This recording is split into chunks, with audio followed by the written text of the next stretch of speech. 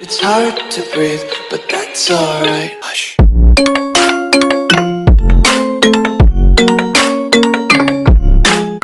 طيب، ازيكم يا حبايب قلبي؟ عاملين ايه؟ يا رب تكونوا بخير ورجعنا لكم فيديو جديد. طبعا يا جدعان فيديو النهارده هيبقى مختلف شويتين.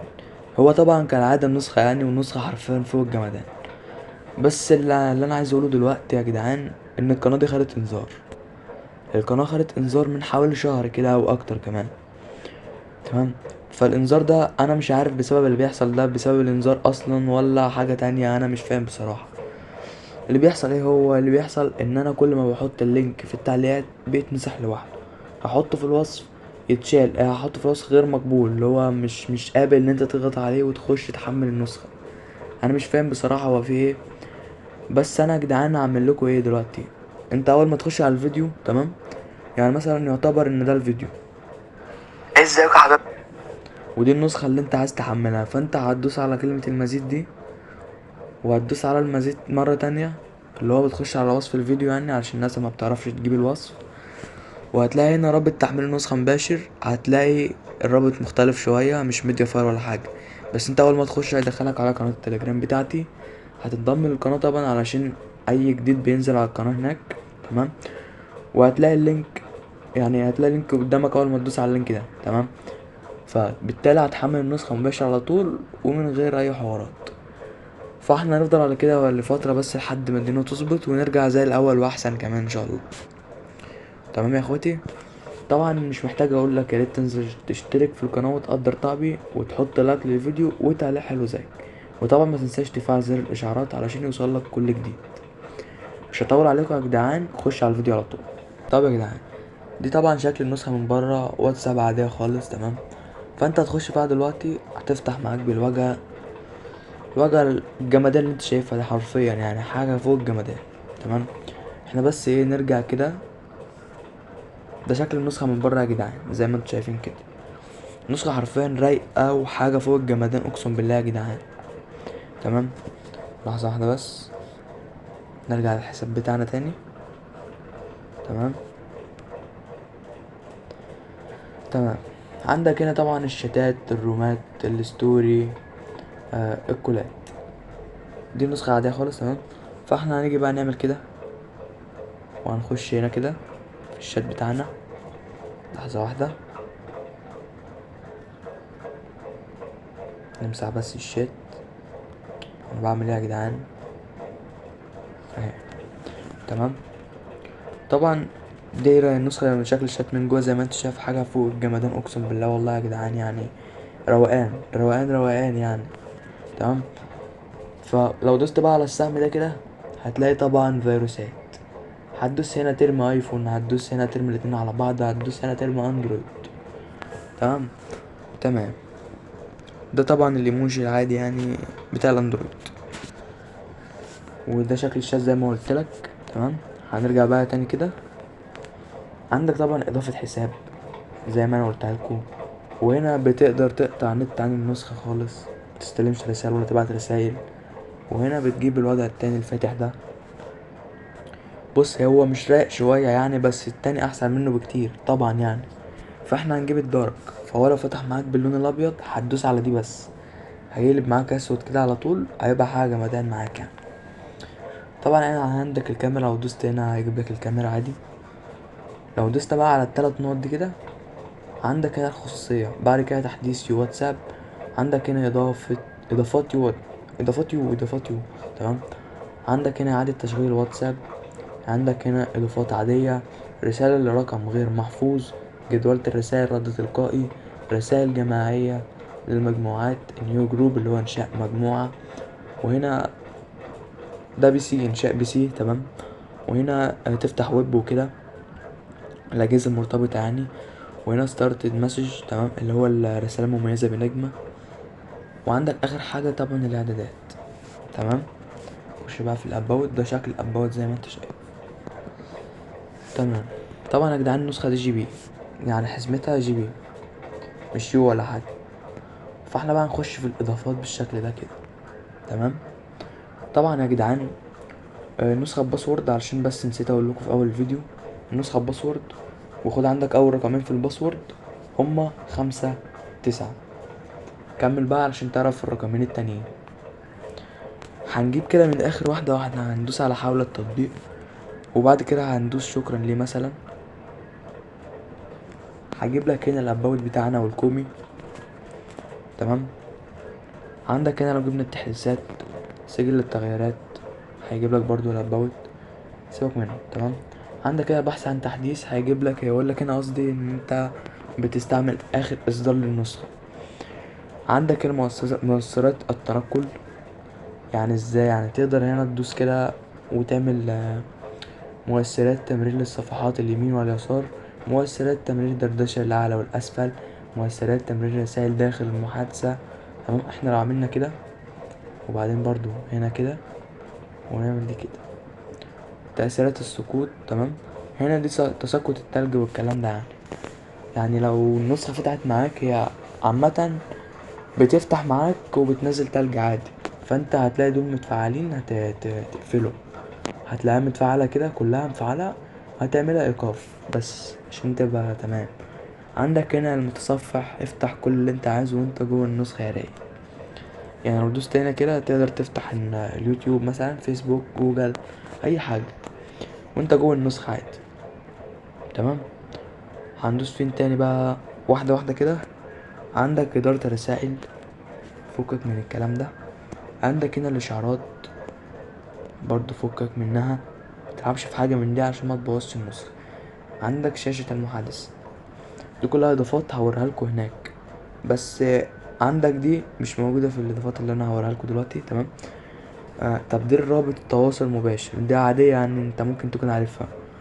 يعني انت بتفعل ده كده وبتطلع مثلا علشان تاخد أي لينك. لحظة واحدة. انت مثلا عايز تاخد رابط تواصل مباشر، بدل ما يبقى اللينك طويل ولا معنى نهاية ده اللي هو ملوش نهاية خالص، يبقى حتة صغيرة كده ويبقى جامد. وصلت؟ خش بقى في الإضافات تاني. تمام. هنخلي بقى الإضافات الموجودة قدامك دي نشرحها في الإضافات اللي فوق. عندك إعدادات عامة، هندوس هنا كده الإعدادات. تمام. عندك هنا زيادة حد تحويل الرسائل. تمام يا جدعان. هتفعل دي كده للآخر علشان ترسل الصور بوضوح عالي بجودة حلوة يعني. وعندك اللي هي النسخ الاحتياطي والاستعادة، دي لو عايز تركب ملف صورة على النسخة. تمام. عندك هنا الستايل والشكل والكلام ده، تغيير نوع الخط، تقدر تغير نوع الخط بتاع النسخة، تقدر تغير أيقونة التطبيق من بره، تقدر تغير أيقونة الإشعارات، وتقدر تحمل خط. طبعا عندك اولد واتساب ايس اللي هو ايموجي الايفون للنسخة، بتقوم دايس على علامة التنزيل دي وبينزل معاك، وبعد كده بتختاره وبتبقى معاك ايموجي ايفون. تمام. للناس الرايقة اللي بتحب الايموجي بتاع الايفون والجو ده. عندك هنا سمات للنسخة لو عايز تركب سيم والكلام ده بقى. تمام. نيجي بقى نخش في الحماية والخصوصية كده. تمام. عندك هنا اخفاء اخر ظهور، ده عادية احنا عارفينها يعني. اخفاء اعداد رسائل المجموعات، يعني ايه ده؟ لحظة واحدة كده يا جدعان. اخفاء اعداد الرسائل المرسلة فيها المجموعات، يعني ده بيتهيألي لو فعلتها ما بيظهرش عداد للرسائل، لا بيظهر. شايفين يا جدعان شكل الشات، شكل شكل التأثير قصدي. بصوا، حاجة جمدان اقسم بالله. ونسخة عارفين فوق الطرش، يعني طرش الطرش يا جدعان، ما بتهنكش حرف اقسم بالله. عندك هنا الاضافات وزرار الفيروس، لو دخلنا فيها كده تلاقي الحاجات اللي انت شايفها دي هنجيبها من هنا، اللي هي زراير الفيروس والاضافات، هي. تمام. نخش في واحدة واحدة كده. زراير الفيروس، عندك تشفير فيروس الصور، اخفاء الرسائل المقتبسة، اخفاء الرسائل من الشات، تشفير فيروس الويب، تشفير فيروس اللينكات، تشفير فيروس المنشن، قراءة المزيد، تشفير فيروس الكونكتات، تشفير فيروس الكتالوج، تشفير فيروس الستوري، تشفير فيروس الخريطة، تشفير فيروس عدم حرق النسخة من الموقع، تشفير فيروس الملفات. كراش النسخة فعلهم كلهم عشان النسخة متتحرقش من أي نوع كراش. لو فعلت دول كلهم النسخة حرفيا مش هتتحرق من أي نوع كراش. تمام. خش بقى في تزوير مدة الريكورد. تزوير مدة الريكورد اللي هو اشكال الريكورد والكلام ده. عندك اضافات عادية. لو دخلنا هنا عندك ادمن فيك لكل الرومات، اعادة توجيه تلقائي، تذكر للرسالة المرسلة، توثيق الارقام، اكتب رد لاي حد يعمل لك منشن في الرومات. يعني مثلا لحظة واحدة كده اشوف بس حد عامل لي منشن اهو. لو دوست هنا كده علامة المنشن اللي هنا دي، تمام، لو حد عملها لك النسخة ترد لوحدها، او حد مثلا عمل لك ريب على اي رسالة. يعني مثلا ازاي؟ لحظة واحدة. لو حد عمل لك ريب في اي روم ورد على رسالة انت بعتها مثلا، وجيت انت كتبت هنا ايه، ثانية واحدة، كتبت هنا الرسالة اللي عايزة تتبعت تترد على الشخص اللي عمل لك ريب او عمل لك منشن، بتكتب هنا الرسالة وتدوس حسن بس. تمام. طبعا تذكر للرسالة المرسلة دي هوريها لك دلوقتي، اللي هي ايه، اللي هي مثلا انا كتبت اسمي اوباما هنا كده وبعت، ما بتتمسحش، بتبعتها اكتر من مرة عادي وما بتتمسحش. ده اسمه تذكر ايفون. تمام. تمام. هنقفله بس كده ونرجع بقى لاضافات فجرة. قبل ما اخش واقول الجمدان ده كله، اخر رقمين في الباسورد يا جدعان هما 07 07. لو ما سمعتش اول رقمين ارجع بالفيديو لورا وهتسمعهم ان شاء الله. تمام. عندك هنا جميع زراير قطع النت. لو دخلت هنا هتلاقي جميع زراير قطع النت كلها زي ما انت شايف. قطع نت بصورة، قطع نت بصورة متحركة اللي هو الجيف يعني، قطع نت بملصق، قطع نت بصوت، قطع نت بملف، قطع نت برسالة، قطع نت بموقع، قطع نت بفيديو. تغيير رقم عداد الرسائل، فعله عشان تبقى مشهور. هتفعله كده. انا مش فاهم بصراحة هو بيعمل ايه، بس هو زي ما انت شايف بتاع الستوري ده. لو انت شفتنا الستوري جابلك ايه، 745. تمام. فيك يعني. نقفله تاني. عندك تغيير اصدار النسخة، يعني ممكن تمدد النسخة وانت جواها. عمرك شفت عظمة زي كده حرفيا يعني؟ بس دي طبعا بيكون فيك. تمام. يعني تمدد عمر النسخة وانت جوه النسخة بس بتكون فيك. هنا سجل ريكورد اثناء المكالمة. ازاي؟ يعني احنا لو فعلنا دي كده وطلعنا كده ودخلنا لاي حد عزيز علينا وعايزين نعمل فيه مقلب مثلا، او بنكتب فروق. تمام. بنكتب مثلا اي رسالة كده بالشكل ده، بيظهر للشخص المفروض يعني بيظهر للشخص التاني انك بتكتب اللي هو ايه، يكتب الان. لا، بدل يكتب الان طول ما انت مفعل الزرار ده بيظهر له ان انت بتسجل ريكورد لكن انت بتكتب عادي. يعني في جمدان اكتر من كده. طيب عايز إيه تاني؟ عندك اكتب رسالة كتسجيل. لا عفوا يا جدعان انا اسف يعني، هي دي اللي انا قصدي عليها من شوية. تمام. لكن دي لو فعلتها بتطلع كده عادي. لو انت بتسمع ريكورد، قصدي لو انت بتسجل ريكورد ومعاك مكالمة، بيجيلك ان انت مينفعش تسجل ريكورد من اثناء المكالمة. لو فعلت الزرار ده بقى بتسجل ريكورد عادي. لو فعلت الزرار ده بتسجل ريكورد عادي. انا استعجلت بس ومقريتش الكلمة. تمام. طبعا عندك اعمل منشن فيك لكل الرومات. دي عادية كلنا عارفينها يعني. يعني بعد الرسالة وقبل الرسالة بتعمل علامة المنشن دي وتبعتها بس. تمام. بعد كده صف روم بضغطة، يعني لازم تكون ادمن، وبعد كده بتخرج من الروم. الناس اللي في الروم كلها بتطلع. عندك هنا لا تحفظ اي رقم، فعله واي رقم هتسجله مش هيتحافظ عندي على الجهاز. الغاء عرض الشات، فعله خش اقرأ اي رسالة واعداد الرسائل زي ما هو. ازاي؟ يعني احنا فعلنا الزرار ده كده هنطلع. تمام. واحد زي الراجل المحترم ده كده اللي بعت لي اسمه ده، احنا عايزين نخش نشوف هو بعت ايه، بس مش عايزينه يعرف مثلا ان احنا شفنا الرسالة. هنعمل ايه؟ وعداد الرسائل برضو يبقى زي ما هو، اللي هو ايه، واحد. هنخش كده في الشات. بص احنا شوفنا هو بعت ايه، نجار ابن اليكس الاصل عادي. تمام.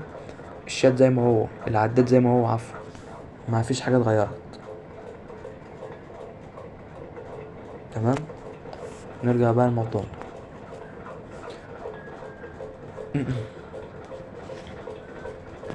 تمام، عندك هنا إزالة عدد الأحرف المسموح به. فعله هتمسح عدد الأحرف المسموح به في الاسم. إزالة حد الأحرف من الأسطوري. عند التمكين ستزيل عدد الأحرف المسموح به من الاسم. رسائل محولة، يعني لو فعلت ده كده أي رسالة هتبعتها هتظهر إنها معاد توجيهها. طب رسائل معادة توجيهها دي لو فعلتها هتعرف إن رسائلك يتم إعادة توجيهها، يعني بتظهر عندك أنت إن رسائلك معاد توجيهها. أي رسالة بتبعتها مش شرط تكون محولها يعني. هنا دردشة يومية دي فكك منها. تزويد مشاهدات الستوري، لو فعلتها كده الستوري مشاهدته هتزيد. تمام، انا بس مش منزل ستوري اصلا عشان اوريها لك، يعني مش منزل ستوري. لو منزل ستوري كنت وريتها لك. تمام، زيادة الرقم الوهمي عفوا. فعله سيتم زيادة الرقم. تمام، ارسال رسالة مخفية. ازاي؟ هنكتب هنا مثلا ايه، ماشي سيبها زي ما هي رسالة مخفية كده، او اقول لك بص هنمسحها كده ونكتب ده انت يا اسطى. هنرجع كده ونخش هنا نكتب مثلا ازيك. بص ده انت يا اسطى، تظهر بره ده انت يا اسطى. الكلمه اللي انا كتبتها دي بتنفع للناس بتوع الشير، يعني انت هتحتاجها لو انت في الشير والكلام ده. تمام، وطبعا بتكتب اللي انت عايزه. انا سايبها لك كلمه رساله مخفيه، انت بقى بتغير اللي انت عايزه، تكتب اللي انت عايزه. تكتب مثلا ايه الحقيقه يا اسطى انا معايا صورتك، ايه الحقيقه يا اسطى ده مش عارف ايه، اي حاجه تجبر الشخص اللي قدامك انه يخش الشات عافيه. تمام، خش بقى يا جدعان في تنظيف النسخ. اندرويد 10 اندرويد 11. عندك هنا تواصل مع المطورين اللي هو انا والكومي. لو دخلت فيها كده قناة اوباما اليوتيوب، قناة الكومي يوتيوب، قناة اوباما تليجرام، قناة الكومي تليجرام. طب يا جدعان طبعا كده نبقى وصلنا لنهاية الفيديو. يا رب الفيديو كان عجبكم. ما تنساش يا اخويا اللايك والاشتراك في القناة وتفعل زر الجرس علشان يوصلك كل جديد. طبعا يا جدعان انا قلت الباسورد، لو ما سمعتش الباسورد ارجع الفيديو لورا، ارجع للفيديو لورا يعني، وهتسمع الفيديو. تمام، هتسمع الباسورد عفوا. تمام، طيب يا جدعان كده نبقى وصلنا لنهاية الفيديو. استنوا فيديو جديد. تمام، اشوفكم بخير يا اخواتي، سلام.